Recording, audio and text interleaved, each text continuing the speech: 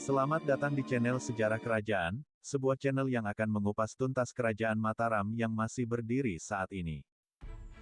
Dalam sejarah, Majapahit tercatat sebagai salah satu kerajaan terbesar yang pernah ada di Nusantara.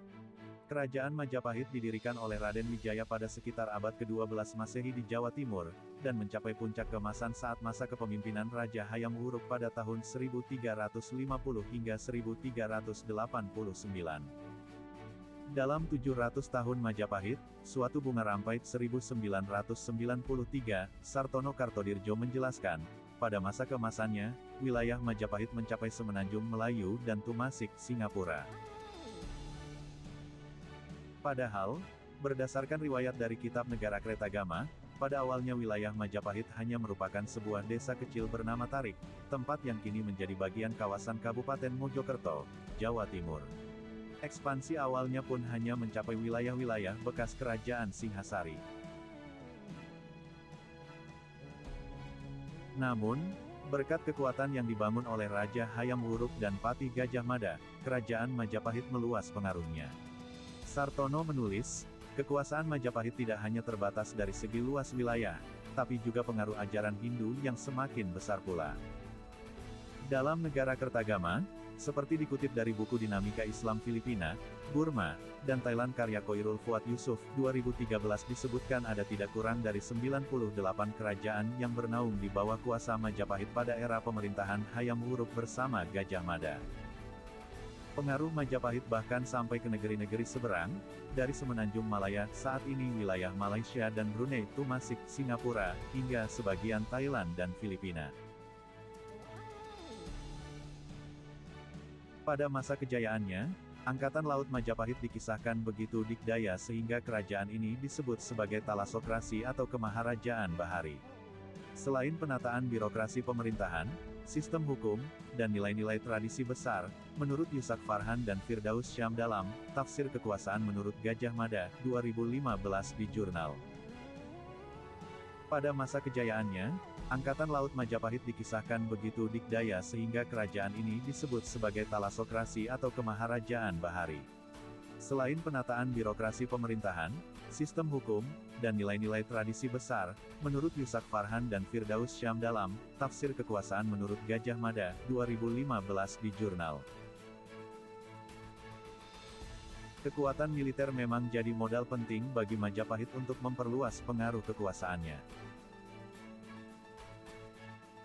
Yusak dan Firdaus menulis bahwa, penaklukan dan persekutuan kekuatan militer merupakan cara yang diterapkan untuk mengukuhkan kedaulatan, melindungi rakyat setempat, dan mendapatkan pengakuan dari kekuatan politik pesaingnya.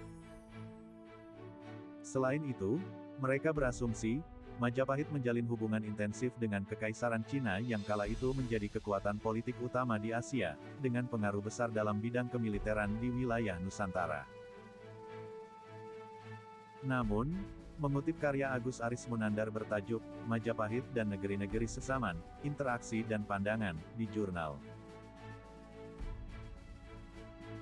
Meski begitu, tidak bisa dibantah banyak peninggalan yang menunjukkan pengaruh budaya Cina di situs Trowulan, bekas ibu kota Majapahit. Prapanca memang menyebutkan bahwa Cina merupakan salah satu negara asal para pedagang mancanegara yang berniaga di pusat Majapahit, selain juga India. Masih mengutip penjelasan Agus Aris Munandar, kekuatan militer Majapahit setidaknya tergambar dari cara pandang orang-orang Cina masa lalu terhadap Jawa, Majapahit. Selain dinilai sebagai salah satu kerajaan tangguh karena tidak bisa ditaklukkan pasukan kiriman Kekaisaran Kubilai Han, Jawa, Majapahit dianggap oleh orang-orang Cina sebagai negeri pemilik prajurit terbaik yang patut disegani. Dalam kitab Pararaton, seperti dijelaskan Munandar, tercatat Majapahit mengirimkan armadanya bersama bala tentara untuk menaklukkan Dompo, Padompo, di Pulau Sumbawa pada tahun 1357 m. 1279 Saka. Selain itu, Babat Arya Kutawaringin, Bali, mengisahkan bala tentara Majapahit yang kuat di bawah pimpinan Patih Gajah Mada menyerang Bali untuk menaklukkan Pasungrigis. Pada masa kejayaannya, Angkatan Laut Majapahit dikisahkan begitu dikdaya sehingga kerajaan ini disebut sebagai talasokrasi atau kemaharajaan bahari. Selain penataan birokrasi pemerintahan, Sistem hukum, dan nilai-nilai tradisi besar, menurut Yusak Farhan dan Firdaus Syam dalam Tafsir Kekuasaan Menurut Gajah Mada, 2015 di Jurnal. Serangan Gajah Mada itu dilakukan melalui pendaratan dari pantai utara, pantai selatan, dan timur Pulau Bali.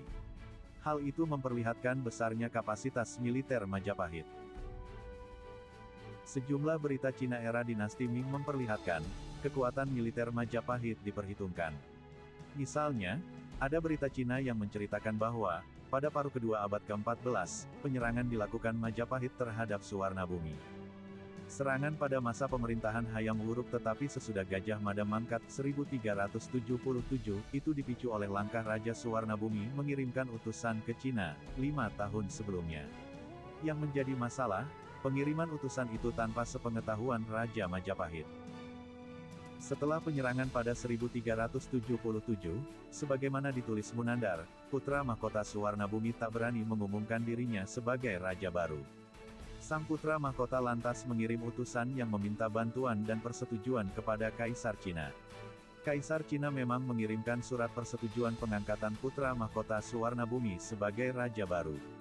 Namun, kapal utusan Cina dihancurkan armada Majapahit saat berlayar menuju Suwarnabumi. Menariknya, Kaisar Cina tidak melancarkan balasan, meski tahu bahwa utusannya dibunuh oleh tentara Majapahit. Baru pada awal abad ke-15, saat kekuatan Majapahit mulai mengalami kemunduran, armada dari Cina yang dipimpin Laksamana Cheng Ho menyambangi Jawa, Majapahit. Armada Cheng Ho yang besar tercatat 7 kali berlayar ke negeri-negeri selatan, dan 6 kali singgah di Pulau Jawa. Kedatangan Laksamana Cheng Ho yang diutus Kaisar Cina ke Jawa membuktikan, peran Majapahit masih penting, tulis Munandar. Dalam urusan persenjataan, militer Majapahit sudah memanfaatkan teknologi senjata bubuk mesiu yang dipelajari dari Cina. Salah satu senjata tentara Majapahit yang terkenal adalah cetbang. Cetbang, pada awalnya dikenal sebagai warastra. Dalam Chris and Other Malay Weapons 1936, Gerald Gardner menyebut bahwa di Jawa, istilah cetbang juga dikenal sebagai bedil, yang dalam bahasa Tamil berarti wedil atau wedial. Bahan perunggu, dan kemudian mulai diproduksi dengan menggunakan besi pada awal abad ke-16. Ia memiliki panjang yang bervariasi, mulai dari 1 hingga 3 meter. Cetbang 3 meter biasanya digunakan pada kapal-kapal perang Jong Majapahit, sementara yang panjangnya 1 meter dipanggul perseorangan seperti bazooka zaman sekarang. Teknologi senjata bubuk mesiu ini, diperkirakan mulai dikenal pasukan Raden Wijaya, raja pendiri Majapahit, saat invasi tentara Kubilai Khan dari Tiongkok di bawah pimpinan Ike Mese, ke Jawa pada tahun 1293. Kala itu, tentara Mongol menggunakan meriam untuk menyerang pasukan Daha. Terima kasih untuk teman-teman yang sudah nonton video sejarah di channel ini. Jika suka tolong tinggalkan like, komen dan subscribe.